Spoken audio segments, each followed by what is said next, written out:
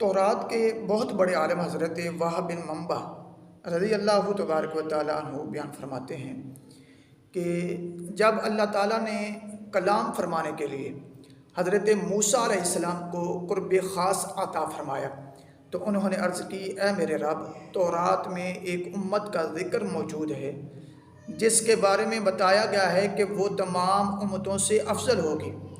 اس کے افراد نیکی کا حکم دیں گے اور برائی سے روکیں گے اور اللہ تعالیٰ پر یقین رکھیں گے۔ حضرت موسیٰ علیہ السلام رب باری تعالیٰ کی بارگاہ میں عرض کر، یا اللہ یہ میری امت بنا دے۔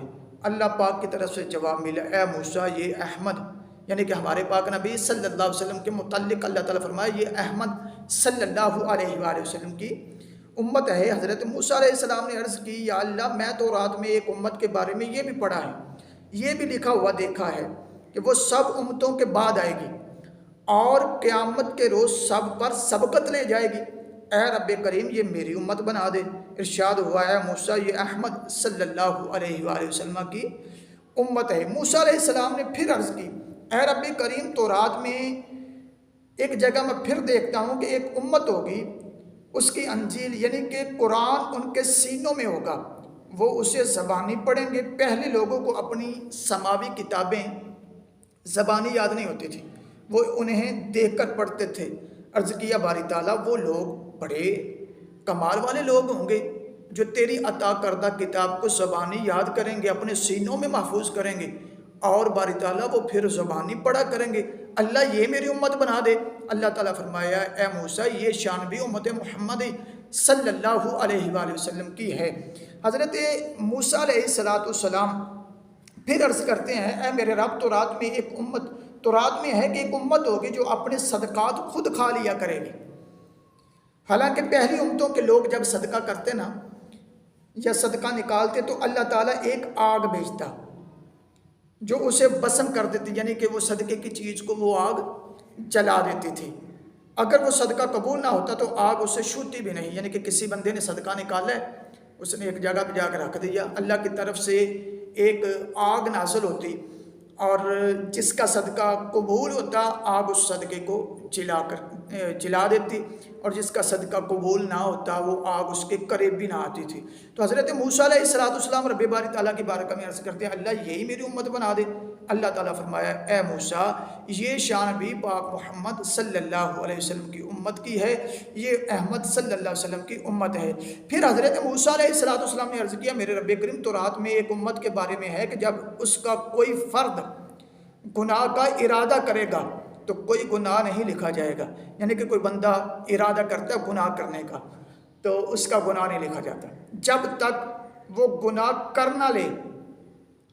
اگر وہ کرے گا تو صرف ایک گناہ لکھا جائے گا، اور جب کوئی شخص نیکی کا ارادہ کرے گا لیکن اسے کرے گا نہیں، ابھی ارادہ ہی کیا ہے مگر نیکی پہ عمل درآمد نہیں کیا، نیک کام پہ، یعنی کہ کام نیکی والا بھی کیا نہیں ہے، ابھی ارادہ ہی کرے گا لیکن اسے کرے گا نہیں، تو پھر بھی صرف ارادہ کرنے پر اسے ایک نیکی کا ثواب عطا کر دیا جائے گا۔ اگر اس نیک ارادے کو عملی جامہ پہنا لے گا، یعنی کہ اگر بندے نے ابھی صرف ارادہ ہی کیا ہے کہ میں نے فلاں نیک کام کرنا ہے تو سمجھو ارادہ کرنے پہ اسے ایک نیکی مل گئی ہے۔ اگر پھر وہ اس پہ عمل کرتا ہے، وہ نیک کام کرتا ہے تو ہوگا کیا؟ حضرت موسیٰ علیہ السلام رب سے بات کر رہے ہیں، باری تعالیٰ میں نے تو رات میں دیکھا ہے کہ اگر وہ ارادہ کرے گا تو ایک نیکی کا ثواب ملے گا، اور اگر اس نیک ارادے کو عملی جامہ پہنا لے گا تو اسے 10 سے لے کر 100 گنا تک اجر دیا جائے گا۔ یا اللہ یہ میری امت بنا دے۔ حکم ہوا ہے موسیٰ یہ بھی میرے احمد صلی اللہ علیہ وآلہ وسلم کی امت ہے۔ عرض کیا، ہے میرے پروردگار تو رات میں ایک جگہ یہ بھی ہے کہ ایک امت قبولیت کے درجے پر فائز ہوگی اور اس کی دعائیں بھی قبول کی جائیں گی، یہ میری امت بنا دے۔ حضرت موسیٰ علیہ السلام رب باری تعالیٰ کی بارگاہ میں عرض کرتے ہیں، اللہ میں نے تو رات میں یہ بھی پڑھا ہے، یہ بھی لکھا دیکھا ہے کہ ایک ایسی امت ہوگی جو قبولیت کے درجے پر فائز ہوگی اور باری تعالیٰ اس کی دعائیں قبول ہوں گی، جو دعا کریں گے ان کی دعا قبول کی جائے گی، یہ میری امت بنا دے۔ اللہ تعالیٰ فرمایا، نہیں موسیٰ یہ بھی احمد صلی اللہ علیہ وآلہ وسلم کی امت ہے۔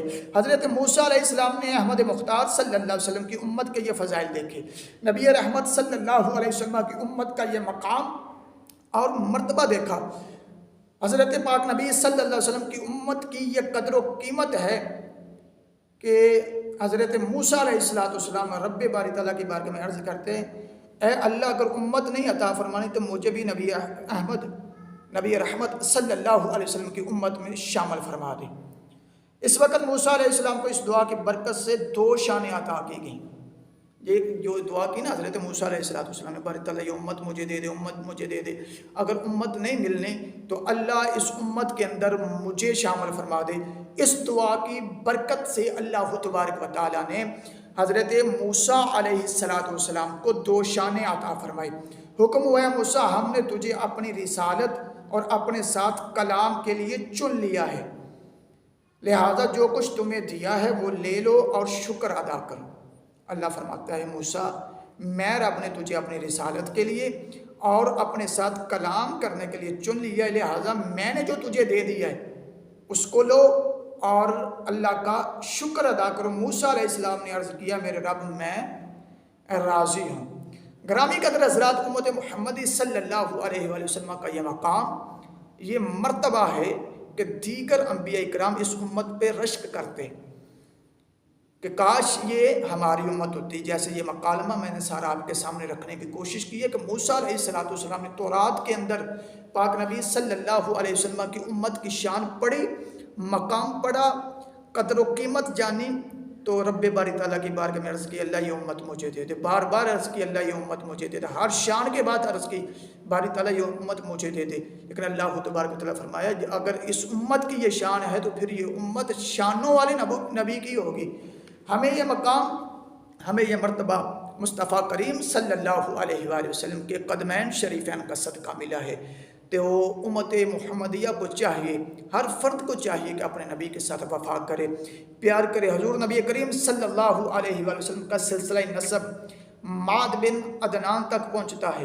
حضرت موسیٰ علیہ السلام کے عہد میں ماد کی اولاد اپنی کثرت کے باعث غلبہ و اقتدار کی علامت سمجھی جاتی تھی۔ یہ لوگ اس ماحول اور اس دور کے خاص اثرات کے تحت کسی مقام پر بھی اپنی قوت کے مظاہرے سے نہیں گھبراتے تھے۔ انہوں نے حضرت موسیٰ علیہ السلام کی قوم کو بھی معاف نہ کیا اور یہاں بھی لوٹ کھسوٹ سلسلہ شروع کر دیا۔ جو موسیٰ علیہ السلام کو اچھا نہ لگا، انہوں نے اللہ تعالیٰ کی بارگاہ میں ان کے لیے بد دعا کی۔ اللہ تعالیٰ کی طرف سے وحی نازل ہوئی کہ موسیٰ اس خاندان پر بد دعا نہ کر۔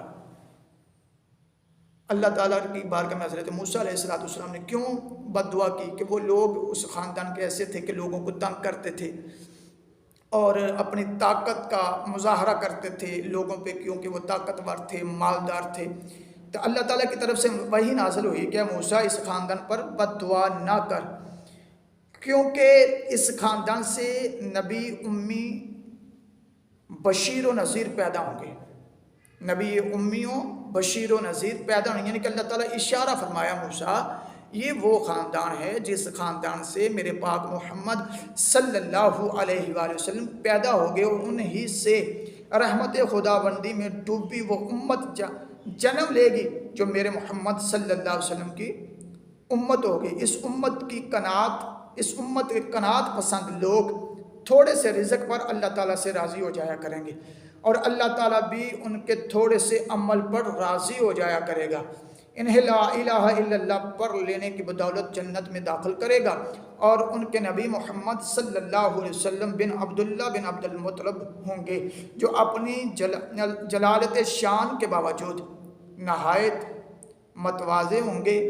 فہم و فراست کی ساری قدریں ان کے سکوت میں جمع ہوں گی، حکمت امیز باتیں کریں گے اور بہت ہی حلیم و بردبار ہوں گے۔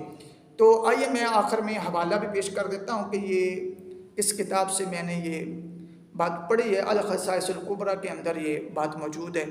اب آپ مطالعہ کریں اس کتاب کا، ماشاءاللہ بڑی خوبصورت کتاب ہے الخصائص الکبریٰ، جلد نمبر 1 کے اندر یہ واقعہ آپ کو ملے گا مکمل تفصیلاً، جو بندہ پڑھنا چاہے اس کا مطالعہ کریں۔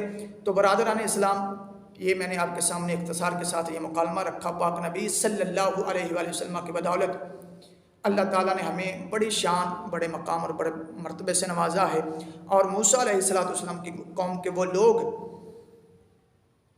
جن کی نسبت خاندان رسول سے ہونے والی اللہ تعالیٰ نے موسیٰ علیہ السلام کی بد دعا ان کے حق میں قبول نہیں کی، بلکہ حضرت موسیٰ علیہ السلام کو اللہ تعالیٰ نے تلقین فرمائی۔ کس وجہ سے؟ کہ موسیٰ اس خاندان میں سے میرے پاک محمد صلی اللہ علیہ وآلہ وسلم کی ولادت ہونے والی ہے۔ جو سنا سنایا اللہ تعالیٰ اس پہ ہم سب کو عمل کی توفیق عطا فرمائے۔ بیان کے دوران کوئی غلطی ہو جائے لفظی تلفظی یا کسی قسم کی تو احباب کمنٹ کے اندر میری رہنمائی ضرور فرمایا کریں تاکہ میری اصلاح ہو سکے، اور آئندہ میں غلطیوں سے پاک بیان آپ تک پہنچانے کی کوشش کروں۔ میں کوشش کرتا ہوں کہ پڑھا ہوا بیان آپ تک پہنچاؤں، جو میں نے خود ریڈ کیا، خود پڑھا ہے کتاب کے اندر، وہی آپ تک پہنچاؤں کہ کل کو کوئی بندہ حوالہ پوچھے تو میرے پاس موجود ہو۔ اللہ تعالیٰ مجھے اور آپ سب کو عمل کی توفیق عطا فرمائے۔ وآخر دعوانا